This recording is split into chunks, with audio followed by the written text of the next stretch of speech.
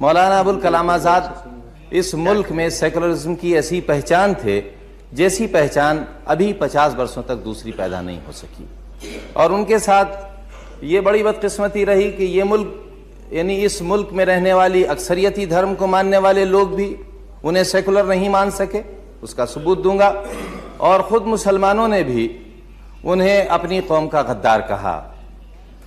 مولانا ابوالکلام آزاد 1952 میں جب پہلا چناؤ لڑے پارلیمنٹ کا تو سیکولر کانگریس نے، جس سیکولر کانگریس کی دہائی ابھی آپ نے دی ہے، وہ مولانا ابوالکلام آزاد جو 2 نیشن تھیوری کے خلاف تھے، 1 نیشن تھیوری میں یقین رکھتے تھے، اور مسلمانوں کے ہاتھوں سے انہوں نے علی گڑھ ریلوے اسٹیشن پر جوتوں کا ہار اپنے گلے میں ڈلوایا تھا، وہی سیکولر کانگریس جس کا ابھی آپ نے فرمایا ہے 1952 میں مولانا ابوالکلام آزاد کو اتنے بڑے ہندوستان میں جس کی سرحدیں ابھی آپ نے بتائی ہیں کہاں سے کہاں تک، اس ہندوستان میں مولانا ابوالکلام آزاد کے لیے ایک پارلیمنٹری کانسٹیٹوئنسی ایسی نہیں ملی جس کے بارے میں یہ کہا جا سکتا کہ یہ کانگریس کی سیکولر سوچ کی نشانی ہے۔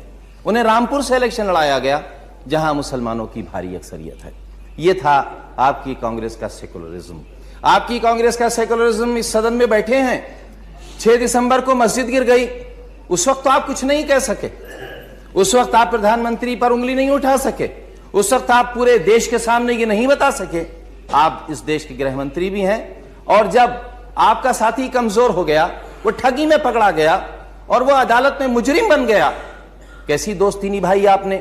دیوار کیا گری میرے کچے مکان کی، لوگوں نے میرے صحن میں رستے بنا لیے۔ آپ نے ایسے وقت اس کی پیٹھ میں خنجر گھونپا۔ دوستی کا تقاضا یہ تھا، جو دوست کل ہمارے ساتھ تھا آج بھی ہم اس کے ساتھ ہوتے، اور اگر آپ کے اندر واقعی مورل کرش تھی اور آپ اس دیش کے گرہ منتری تھے، جو کہ بہت بڑا درجہ ہوتا ہے، دیش کے ماتھے پر کلنک لگ رہا تھا، مسجد ٹوٹ رہی تھی، اور آپ ایک لفظ اس لیے نہ کہہ سکے کہ آپ کو کچھ دن اور گرہ منتری رہنا تھا۔